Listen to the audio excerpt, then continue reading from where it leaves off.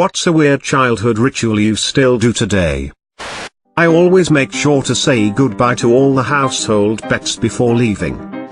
When I was a kid, my dad would surprise my sister and I with junk night. We'd go to the grocery store and he'd buy us anything we'd want for the night.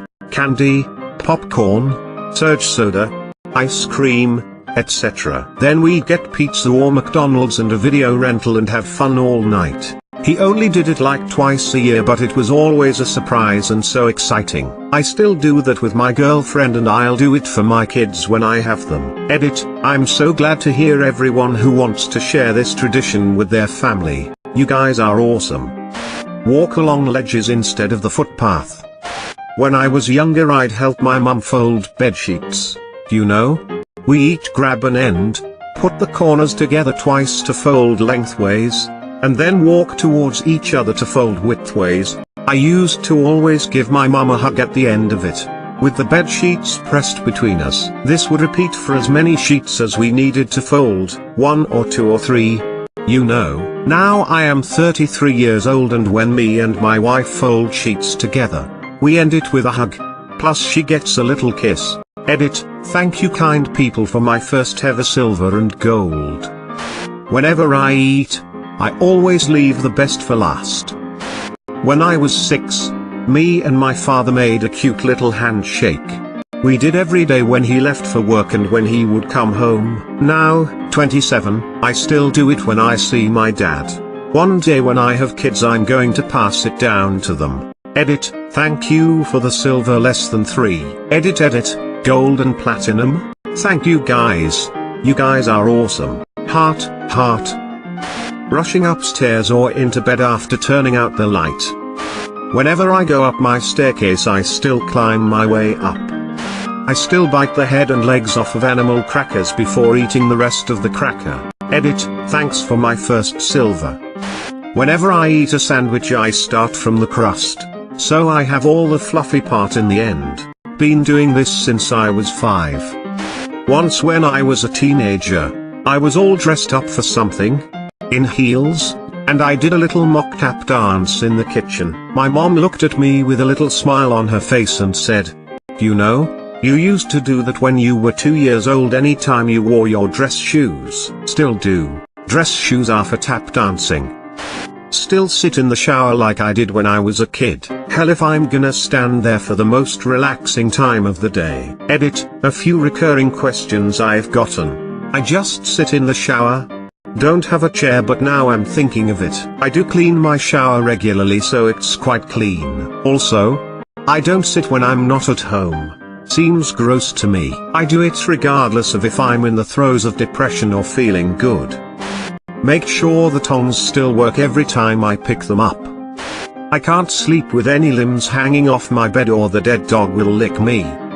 When I was a child, my mother made a large round rug out of old pants. It's beautiful with lots of bright colors. We loved racing around it as children, pretending it was a round racetrack or doing a Indian dance around, pretending that the red center was our fire. As an adult, my mother gave me her old rug. I saved it from being trashed as it had no special meaning to her. When I'm pacing my house while talking on the phone or thinking, I catch myself walking around in circles on the rug. It's like my own personal sticky trap. When I go to the beach, I always draw a circle around our stuff. You know, to protect us from the sea bear. When I was a kid, I'd always eat one thing on my plate at a time, unless it was something like corn and mashed potatoes.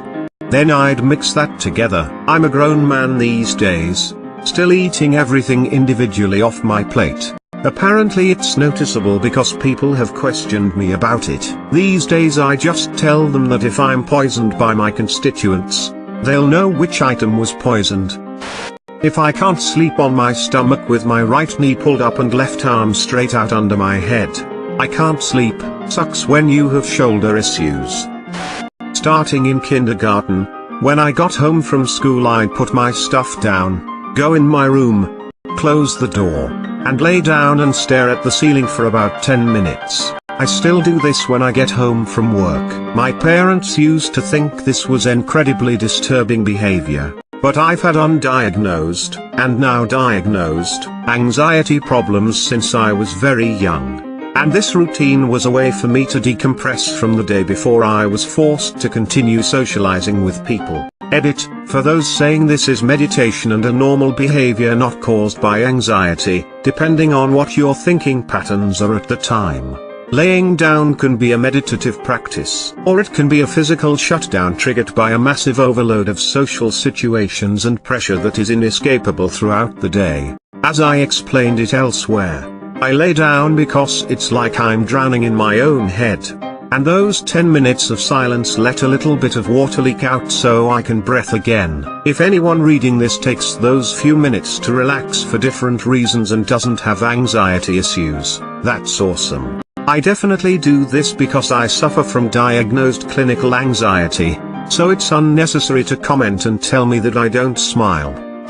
This is going to sound silly, but every night before I fall asleep I lay in bed and write stories in my head. I thought I would grow out of it eventually, but now the stories are just way more complex, lol. I blow in my cup before filling it with liquid. I used to think that blowing in the cup would remove the germs.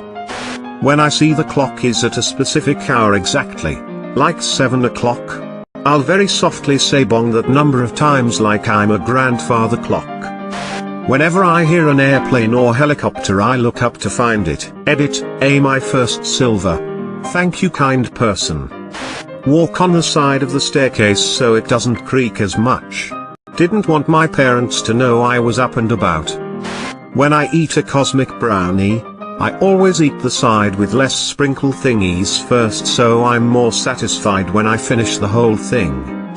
When I pee, male, I hold my shirt all the way up with my chin. I'm 28 and I still use the magic thought.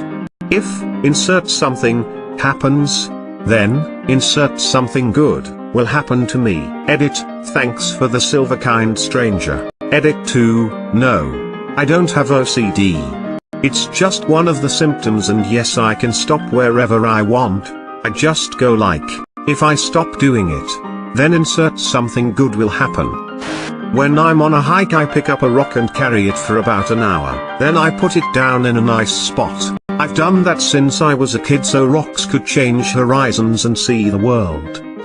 I got my dog Snoopy when I was 10 years, and ever since he was a puppy he had this love for lettuce. He would go absolutely nuts for it, and so whenever I had a sandwich or a burger I would give him some of my lettuce. Over the years it became a ritual that whenever I prepared any food that involved lettuce for myself, I would grab extra lettuce for him so I could toss it to him as I ate. He passed away 4 years ago after almost 17 years together, but I still find myself grabbing that bit of extra lettuce for him.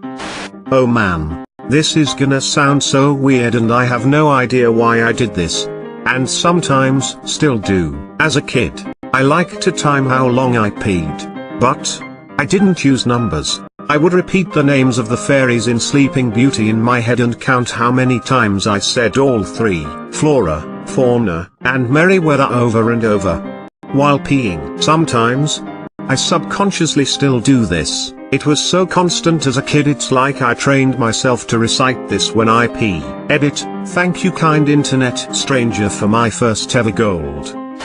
When I eat marshmallow cereal, I always eat the cereal part first and save all the marshmallows for last.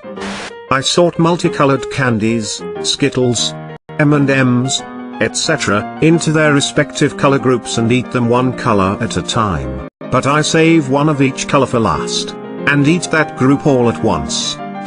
My mum taught me and my brothers about the superstitions with magpies when I was young. Seeing a magpie alone is bad luck.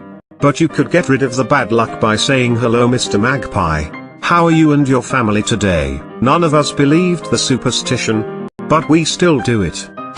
As a kid, I was terrified of vampires, due to watching the original made-for-TV Salem's Lot. I convinced myself that if I slept with the covers up to my chin, they couldn't bite my neck. Didn't work. But I still sleep with covers up to my neck when I lay down in my coffin in the morning. I'm 18 years old, still check my closet each night before I go to bed. While it used to be for monsters, Now it's for the creeps horror movies have warned me about.